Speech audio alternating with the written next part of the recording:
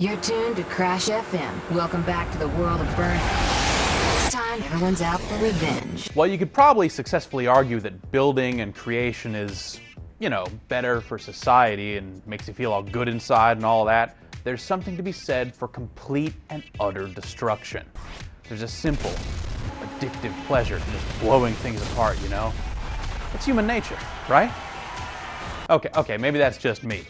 Burnout Revenge is a game devoted to the beautiful art of driving real fast and making things blow up real good. While it isn't quite as revolutionary as Burnout 3 was last year, there are some really significant changes here that will make every other game in the series obsolete. You know how all the other Burnout games have been all about racing while avoiding all the other traffic on the road? That's the big change here. Now, you can actually slam into innocent drivers, provided that they're going in the same direction that you are, and they aren't huge semis or buses or anything like that. It's called traffic checking, and it lets you slam into these dummy vehicles and shove them around. Ideally, you'll ram them over into the other lane and into one of the other racers, taking him out. Check traffic can be a nasty weapon, though it's also a little unpredictable.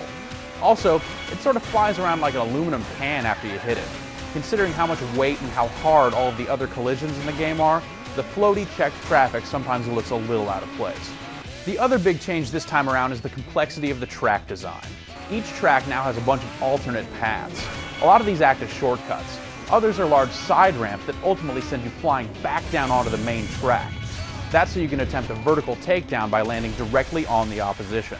The alternate routes are short enough that you don't get too separated from the other cars, but since they don't have traffic on them and don't count as oncoming lanes, you're not earning any boost there either. So you're put to a choice there about whether you want to earn boost or get away from the main tracks for a bit. The entire game is wrapped up into one big world tour mode with over 150 single-player events in all. This year, the events are broken out into ranks. When you select a rank, you're presented with a set of locations in that rank and then a series of events at that location. But when you advance in rank, you'll still sometimes have stuff to complete in the lower ranks, so you'll move around through the menus a lot more than you probably should have to. It sort of seems needlessly complex.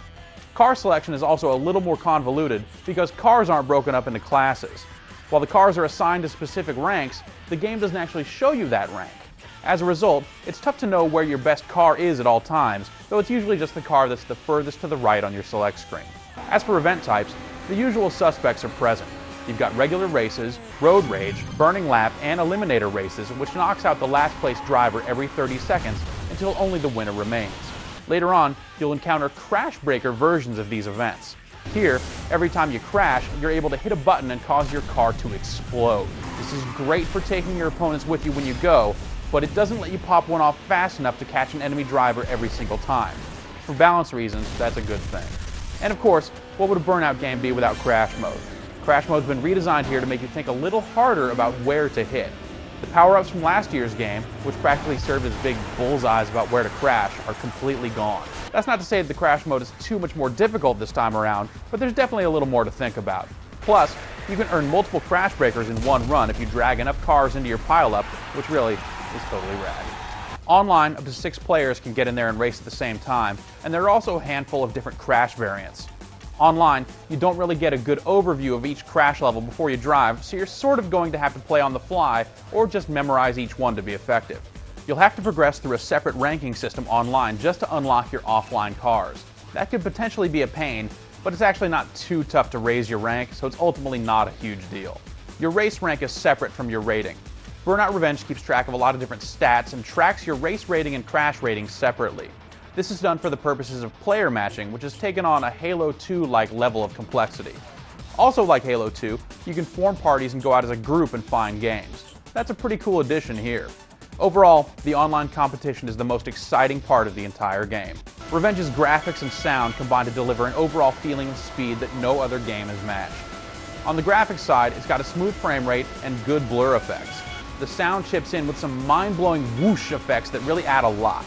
The sound effects as a whole are really something, especially if you have a surround sound setup. And the graphics are a lot more than just a nice frame rate. The car models in the game look really, really good, and the environments are also very sharp. Of course, this all looks crisper and cleaner when you're playing on a widescreen HD TV. Comparing the two versions, the Xbox version comes out a little bit ahead. The analog triggers give you finer control of your car, it's got custom soundtracks, and the Xbox version just looks a little bit better. But don't take that to mean that the PS2 version looks like crap or something. I mean, the PS2 version also looks really hot and moves just as well. It might not be a total revolution of the Burnout experience, but the number of changes here are dramatic enough that it does feel like a significantly different game. But the one thing that hasn't changed is that this is a must-own racing game. Unless you just don't have the reflexes to keep up with the fast pace of the action, Burnout Revenge is absolutely one of the best driving games around.